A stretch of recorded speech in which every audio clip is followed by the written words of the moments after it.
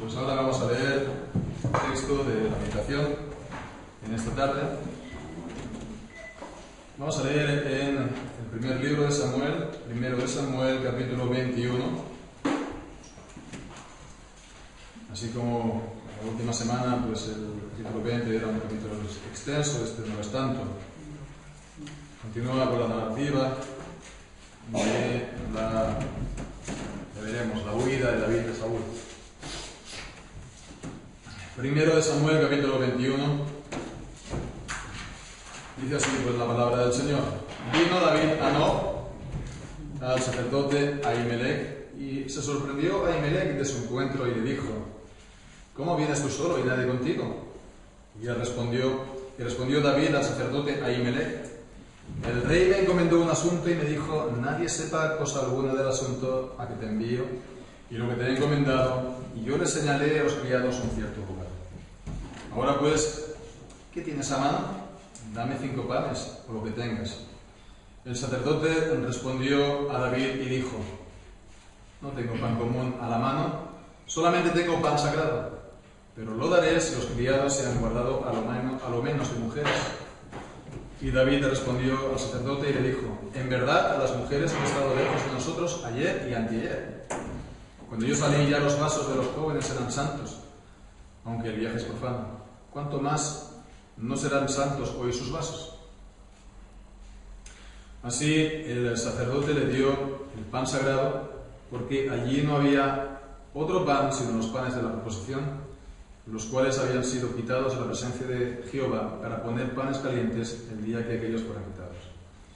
Y allí estaba aquel día detenido delante de Jehová uno de los siervos de Saúl, cuyo nombre era Doeg, edomita, el principal de los pastores de Saúl. Y David dijo a Ahimelech: ¿No tienes aquí a mano lanza o espada? Porque no tomé en mi mano mi espada ni las armas, por cuanto la orden del rey era apremiante. Y el sacerdote respondió: La espada de Goliat el filisteo, la que tú venciste en el valle de Ela, está aquí envuelta en un velo detrás del efod. Si quieres tomarla, tómala, porque aquí no hay otra sino esa. Y dijo David: Ninguna como ella, dámela. Y levantándose David aquel día, huyó de la presencia de Saúl y se fue a Aquís, el rey de Gat. Y los siervos de Aquís le dijeron: ¿No es este David el rey de la tierra? ¿No es este de quien cantaban en las danzas diciendo: hirió Saúl a sus miles y David a sus 10.000? Y David puso en su corazón estas palabras y tuvo gran temor de Aquís, el rey de Gat. Y cambió su manera de comportarse delante de ellos, y se fingió loco entre ellos, y escribía en las portadas de las puertas, y dejaba correr la saliva por su barba. Y dijo Aquís a sus siervos: He aquí, veis que este hombre es demente. ¿Por qué lo habéis traído a mí? ¿Acaso me faltan locos para que hayáis traído a este que hiciese de loco delante de mí? ¿Había de entrar este en mi casa? Hasta aquí, que el Señor bendiga su santa palabra. Como decíamos, pues la semana anterior estábamos viendo este relato, esta narración del encuentro de David y de Jonatán, del acuerdo, del pacto que tuvieron ellos, ¿no? Para cuidarse ya no solamente mutuamente, sino también las descendencias de ambos. Y bien, pues después de haberse ya manifestado claramente cuál era el propósito de Saúl para con David, que estaba resuelto ya a acabar con su vida, y habiéndose despedido de Jonatán de esa manera, pues ya digo, tan emotiva, ¿no? Que tal como lo leímos la semana pasada, pues habiéndose visto todo esto, ¿qué le tocaba entonces hacer a David? ¿Qué tenía que hacer entonces David? Huir, ¿verdad? Huir, salir corriendo. A David no le quedaba otra, no tenía nada que hacer. Allí en Israel, su vida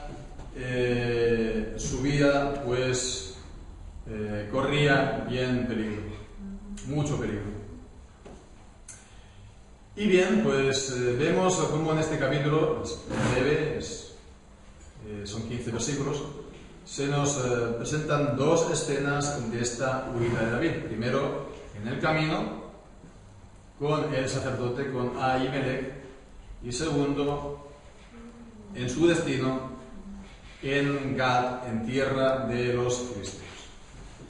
Y bien, pues en este pasaje lo podemos leer de una manera a lo mejor inatendida, no hacemos atención a lo que aquí se nos dice y no sacamos tampoco conclusiones de lo que aquí leemos, pero si nos paramos a pensar lo que aquí hemos leído, pues este es un pasaje que conviene tenerlo en cuenta, nosotros como creyentes, porque nos muestra algo que para nosotros es a veces difícil, ¿no?, en nuestras vidas, ¿no?, en lo que tenemos que hacer, ¿verdad?, a diario. Se presentan infinidad de situaciones, ¿verdad?, en las que, no digo que se vayan a presentar situaciones parecidas a estas, ¿no?, pero sí que por analogía podemos ver el mismo principio. A diario, y cuanto más en un caso de persecución.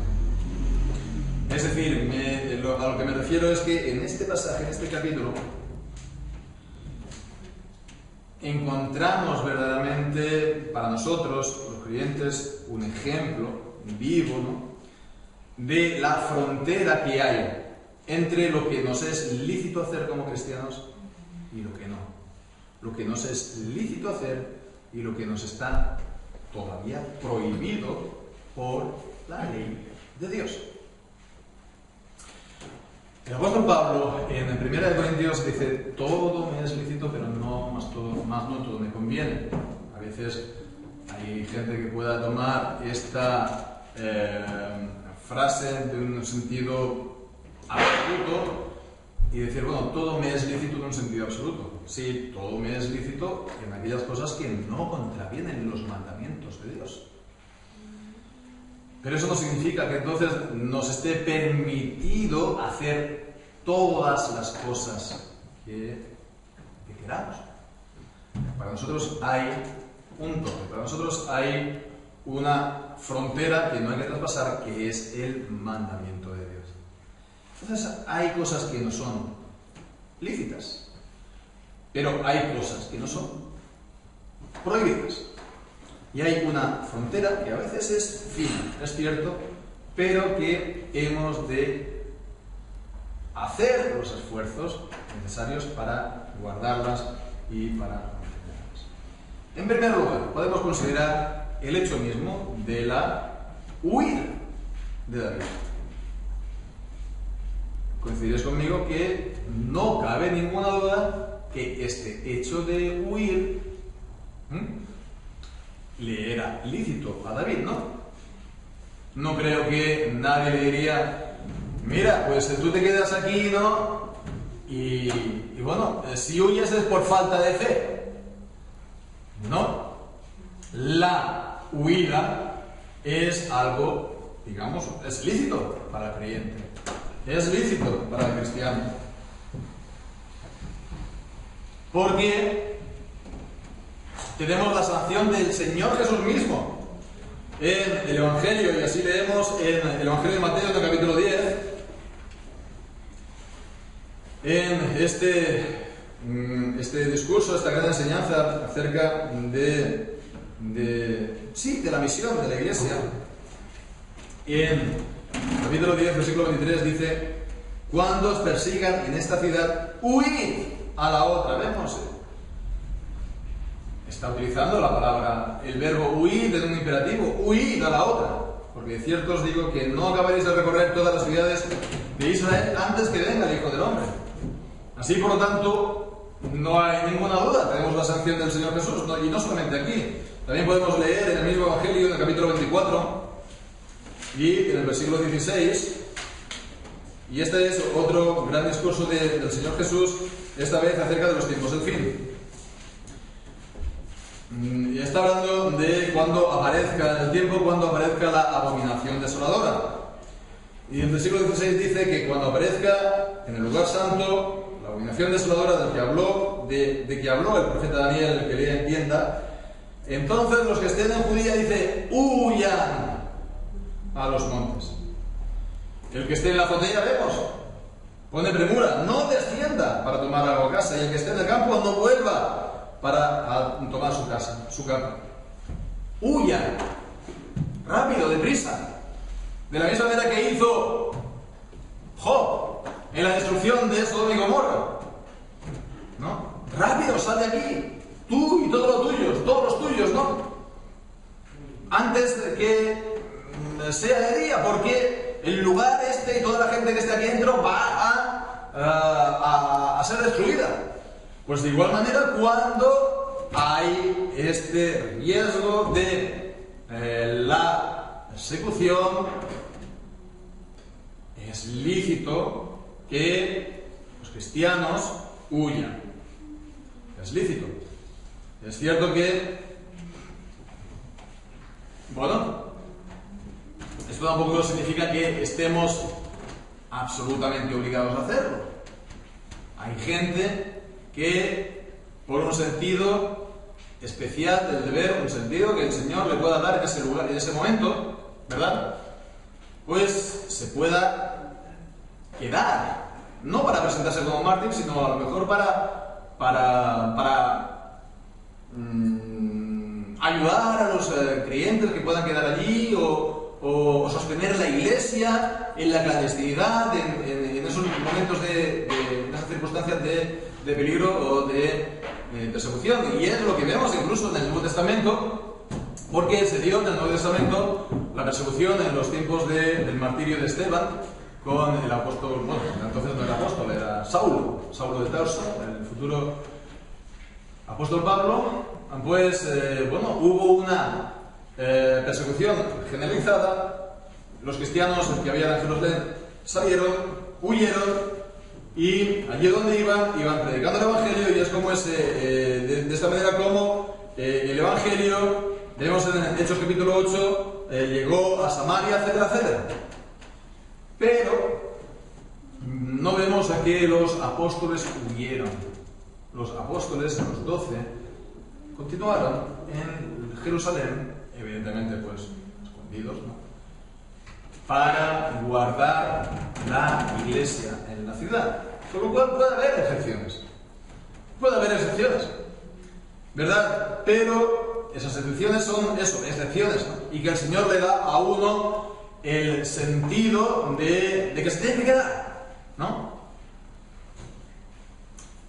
Pero vemos que en general no está uno pecando por huir, no está uno negando al Señor por hacerlo.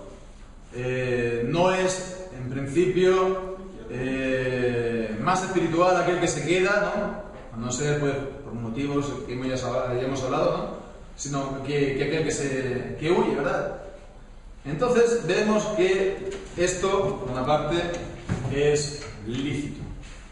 En esto es bastante evidente, no hace falta tampoco darle muchas vueltas. Vemos, en segundo lugar, que, bueno, pues David también, bueno, pues habla con el sacerdote Ahimelech, no le cuenta la verdad, ya contaremos esto, ya trataremos esto más en detalle, pero de momento vamos a quedarnos solamente con el hecho que David come los panes de la proposición, los panes que habían sido consagrados para el culto a Dios, y se los dio el sacerdote Ahimelech. Esto vemos que está sancionado en la palabra de Dios por el hecho que Ahimelech se lo da, por el hecho también de las palabras del Señor Jesucristo en el Nuevo Testamento. Por ejemplo, en Marcos, en el capítulo 2, en el versículo 25, siempre acerca de la disputa, la polémica que tenía el Señor Jesús con los fariseos, que tenían esta concepción formalista y legalista de la ley, de estar buscando siempre cómo diezmar la menta y el comino y el eneldo, ¿no? Pero pasándose por completo el espíritu de la ley, ¿verdad? El espíritu de la ley. Y entonces leemos aquí en el capítulo 2 de Marcos, en el versículo 25. Bueno, el contexto aquí es acerca del día de reposo, que los discípulos estaban pues arrancando espigas y frotándolas, se las comían. Entonces ellos, con ese espíritu, decimos al legalista, estaban diciendo: mira, están haciendo aquí un trabajo porque están frotando las espigas, ¿no? Bueno, pues entonces dicen: ¿no habéis leído lo que hizo David cuando tuvo necesidad y sintió hambre él y los que con él estaban, de cómo entró en la casa de Dios, siendo Abiatar sumo sacerdote, y comió los panes de la proposición, de los cuales no es lícito comer sino los sacerdotes, y aún dio a los que con él estaban? Era una situación de emergencia y era una situación de necesidad. Entonces, pues, vemos que se los dio para que se alimentara David y pues el grupo que él había dicho, David, que estaba con él estaba solo. Así, por lo tanto, o solo, mejor dicho, aparece aquí ante Abimelech.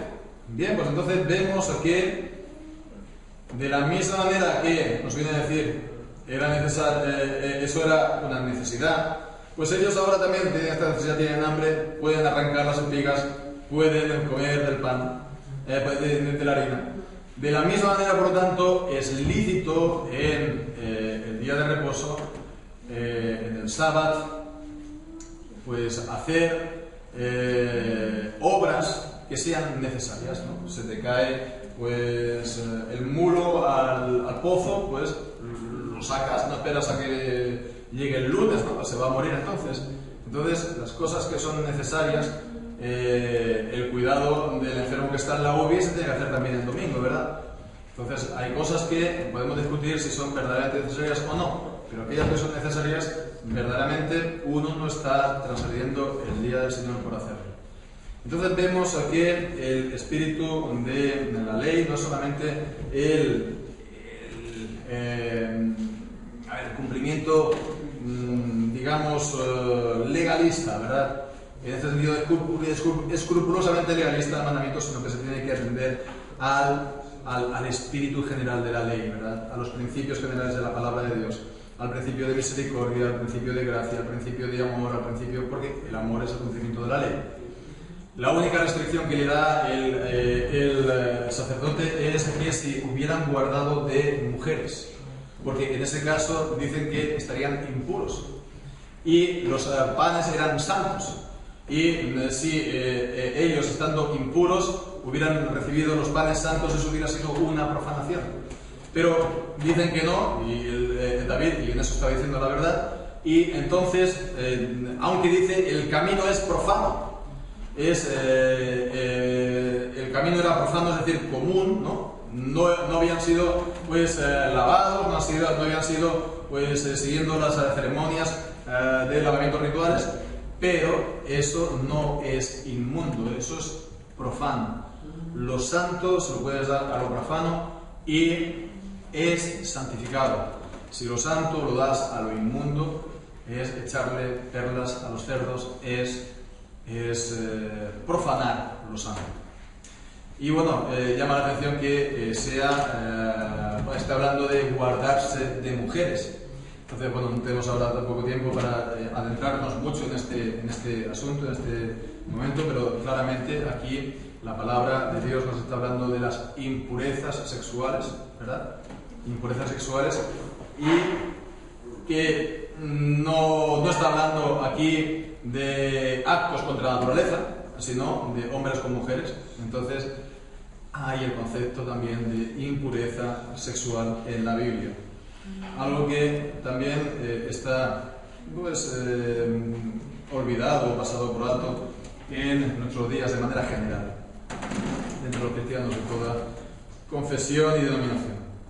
Pero bueno, en todo caso vemos, era lícito, ¿verdad?, tomar el pan sagrado para alimentarlo. No era ese el propósito, era solamente dado para los sacerdotes, pero en ese caso de necesidad, bueno, el principio general, ¿no?, del amor, de la misericordia, de la clemencia, etcétera, etcétera, de la ley, pues prima.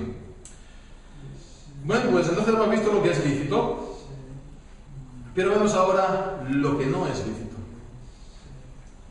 No es lícito, a pesar de que aquí no nos presenta la historia de David y este relato con un juicio de valor, y si no le hubiera dicho, no, mira, ves, aquí David hizo mal, aquí David pecó, no nos lo dice, pero eso no significa que la palabra de Dios apruebe esta acción. ¿Por qué? Porque está el mandamiento de la ley de Dios que dice, no dirás mentiras, no dirás falso testimonio. No dirás falso testimonio. Entonces, no es lícito decir mentiras. No es lícito decir mentiras. Es lícito ser discreto. ¿Vemos? La frontera en lo que es ser lícito y lo que es ilícito. Es lícito ser discreto. Uno no está obligado a decir toda la verdad. Hombre, en un juicio te dicen, juras decir o prometes por tu conciencia decir la verdad, toda la verdad y nada más que la verdad. Sí, eso es en un juicio.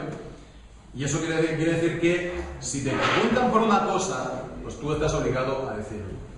En un juicio, ¿verdad? Bajo juramento. Pero en la vida normal es bueno que uno pues sea reservado. Si te preguntan, di la verdad. Si te preguntan por una cosa, no mientas, ¿no? Pero no es necesario, ¿verdad? Que uno diga todo lo que sabe, ¿verdad? Bla, bla, bla, bla, bla, bla, bla, bla, bla, bla, bla, y que sea, puede llegar a ser absolutamente transparente. El Señor Jesús nos dice que seamos sencillos como palomas, ¿verdad? Y astutos como serpientes. Hemos de ser blancos, ¿sí? Hemos de ser inocentes, no hemos de tener maldad, no hemos de tener pecado ni mentira, pero también hemos de ser reservados. Ananías y Zafira, por ejemplo, en el Nuevo Testamento, ¿verdad? Si ellos hubieran vendido su propiedad, no hubieran dicho en cuánto lo hubieran vendido y hubieran presentado una parte de lo que ellos vendieron y diciendo, bueno, hemos vendido nuestra casa, nuestra heredad y traemos una parte para la iglesia. No hubiera habido ningún problema, estaba en su poder. El apóstol Pedro mismo lo dice, estaba en tu poder para hacer con ella lo que querías. Pero el problema es que me dijeron, no, mira, es que nosotros la hemos vendido y todo lo que hemos sacado lo hemos pues entregado, por lo cual estaban mintiendo. Entonces uno puede ser discreto, uno puede no está obligado a decir todo lo que sabe, pero está obligado a que todo lo que diga sea verdad. Y esto es el problema, que aquí él está mintiendo. David mintiendo. Está mintiendo, diciendo, pues, lo que no es verdad. Dice que, en el versículo 2, el rey me encomendó un asunto y me dijo, nadie sepa cosa alguna del asunto que yo te envío y lo que te he encomendado y lo que les señalé a los criados en un cierto lugar. Aquí le puedes intentar estirar como quieras estas palabras para intentar que lo que está haciendo David está bien. No, bueno, sí, es que me envió porque me está persiguiendo, pero no es así. No le ha enviado, no le dijo, te estoy encomendando a cierto lugar. Estaba mintiendo, con una intención de que el otro crea como verdadero lo que no es verdadero. Con lo cual, estaba diciendo una mentira, un agravante más. Está mintiendo al sumo sacerdote de Israel. Al sumo sacerdote de Israel está mintiendo. Entonces vemos, es un pecado, porque es una transgresión de Dios, de la ley de Dios, con agravante, ¿verdad? Y ya veremos pues que esto también tendrá sus graves consecuencias, no tanto para él, sino para el pobre Ahimelech, que el bueno de Ahimelech, sin saberlo ni quererlo, al final en qué problema se vio, ¿verdad? Tampoco era la intención de David al hacerlo. Simplemente, pues David, pues, no sé, actuó así, ¿no? Bien, pues entonces vemos que aquí ya, en esto, no era lícito para David actuar así. Y yendo un poquito más adelante, pues vemos que llega a su etapa final, destino, a Gat, ¿no? Tierra de los filisteos, y allí dicen, mira, este es el rey de Israel. No era de este quien decían las mujeres lanzando los corros que David hirió a sus miles, Saúl a sus miles y David a sus 10.000. Vemos, está llamando al rey. Con esto ya también comprendemos un poco pues, el problema que tenía Saúl con él, porque era más popular David que el rey, no solamente en Israel, sino también fuera de Israel. Le llaman el rey. Saúl, ¿quién es? Pues no sé, en comparación de David. Bien, pues entonces aquí se nos dice en el versículo 10 que la reacción de David al ver eso fue: me han descubierto. Versículo 12. David puso en su corazón estas palabras y tuvo un gran temor. Y aquí se le diga, no solo temor, sino gran temor. Aquí se le diga. Entonces, ¿cómo me voy a salir de esta? Pues ya está, me voy a fingir loco. ¿Cómo es que he venido hasta aquí? Pues es que está loco. Y entonces pues se dejó, pues dicen, se fingió loco entre ellos, escribía en las portadas de las puertas, dejaba correr la salida por su barba, no muy bonito, ¿verdad? Y le dijeron, mira, este se ha vuelto loco, déjalo. No, normalmente las culturas, normalmente a los locos o a la gente así, un poco pues de discapacidad y tal, pues se les deja, y allí donde pues no se les deja en paz o no se les guarda, no se les protege, es una cultura peor que pagana, ¿verdad? Entonces vemos que realmente lo respetaron por estar loco, ¿no? O por parecerlo. Dice, ¿por qué lo habéis traído esto a mí? ¿No? ¿Acaso no tengo yo locos aquí suficientes que me haya traído uno más aquí? ¿No?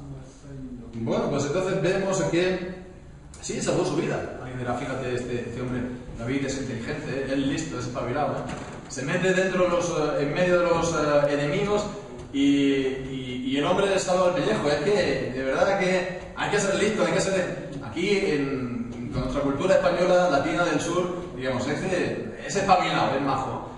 Pero sí, muy bien, pero ya no solamente que se fingió loco, que ya es mentir, ya es decir una mentira, a lo mejor con menos consecuencias, mejor dicho, no con consecuencias tan graves como la que hizo a Ahimelech, pero era una mentira, ¿verdad? Pero el problema es, si lo paramos a pensar, que poco digno, ¿verdad? Que poco digno para aquel que hirió a sus 10.000, que estar ahí babeando entre ellos por la calle como un perro rabioso, por perdón de la expresión, pero que era así, babeando entre ellos.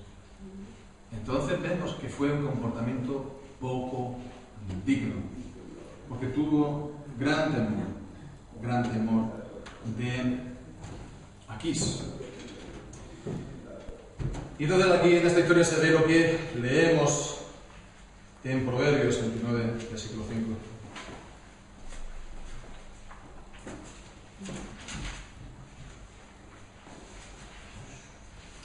El hombre que lisonjea a su prójimo, red tiende delante de sus pasos.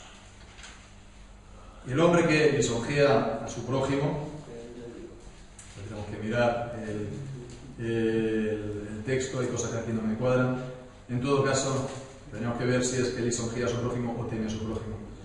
En fin, en todo caso, dice, red tiende delante de sus pasos. Es una red, es una trampa. Uno cae en una trampa por tener temor de los hombres. Tener temor de los hombres, esto es lo que ocurrió aquí. Entonces vemos que si uno está movido por el temor de los hombres, en este caso, pues lo que pudieran hacer Saúl o no sé, ¿por qué actúa así ante Ahimelech? Pues seguramente sería porque si Ahimelech se entera de la verdad, a lo mejor no le presta ayuda. Entonces, de esa manera, pues, ¿de qué iba el hombre a comer? Se estaba muriendo de hambre. Ante los filisteos, pues, hombre, que me van a cortar la cabeza, que va a ser de mí, ¿no? Pero vemos que él miró a los hombres antes de mirar a Dios. Y eso pues le llevó a tener ese temor de los hombres, a infringir la ley de la palabra de Dios. Y la palabra de Dios nos es bien clara, que no hemos de temer a los hombres. Por encima del temor a los hombres, hombre, claro, es normal, somos hombres, somos mujeres, ¿no? Es una reacción normal. Ya lo dice aquí este dicho moderno, que dice, el miedo es libre, ¿no? Pues sí, es algo normal, ¿no? Es algo natural, pero nos dice en el capítulo 10, versículo 28 de Mateo, no temáis a los que matan el cuerpo, más el alma no puede matar, temed más bien al que puede destruir el alma y el cuerpo en el infierno. Isaías nos habla y nos advierte también de no temer el temor de ellos, no temer el temor que ellos tienen.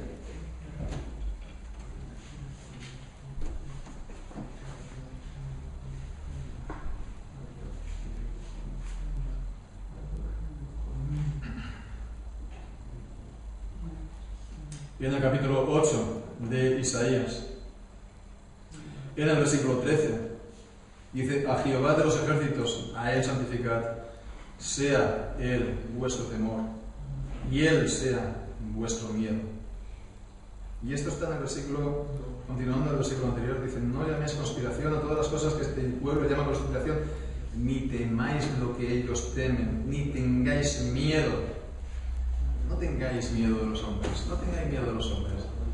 Tened miedo, más aún de Dios, de aquel que puede enviar vuestras almas al infierno. Sea Él vuestro temor. Y eso os guardará de los pecados, de caer en el miedo de los hombres y sus consecuencias. Tened temor de Dios. Tened temor también incluso de su palabra, sí. Como leemos en Salmo 119, versículo 161. Salmo 119, 161. Cuando dice, príncipes me han perseguido sin causa, pero mi corazón tuvo temor de tus palabras. Oh sí, David aquí, cuando el rey Saúl estaba persiguiendo sin causa, él hubiera tenido temor de sus palabras, de sus mandamientos, de infringirlos. Ciertamente, el episodio de aquí en Sengat no tuvo repercusiones, gracias al Señor. Pudo haberlos tenido, pero el Señor puso sobre su mano para que no se fuera, pero tuvo consecuencias muy graves en el caso de Abimelech.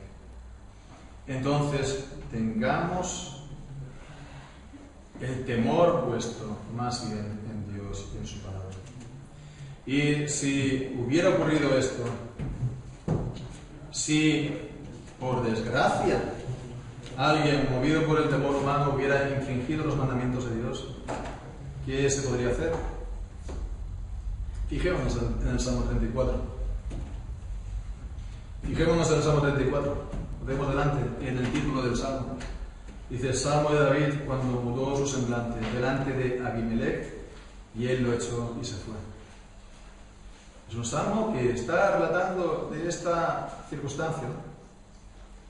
Pues entonces fijémonos en el versículo 4. Busqué a Jehová y él me oyó y me libró de todos mis temores. La cuestión, por lo tanto, es, mirar al Señor, buscar a Dios, y Él pues nos libra de nuestros temores, ¿verdad? Versículo 9, temed a Jehová vosotros sus santos, pues nada falta a los que le temen. Venid, hijos míos, oídme, el temor de Jehová os enseñaré. Vemos que el Señor entonces nos instruye en el temor de Dios para el futuro, para que seamos guiados por el temor de Él y su palabra, y no infringir su palabra, y miremos pues al Señor pues también a su gracia y a su perdón, como hemos visto esta mañana en el Salmo 25, para que Él no se acuerde de nuestras transgresiones pasadas, sino que las cubra y las borre con la sangre preciosa de nuestro Señor Jesucristo. A Él se la gloria, juntamente con el Padre y el Espíritu Santo. Amén. Amén.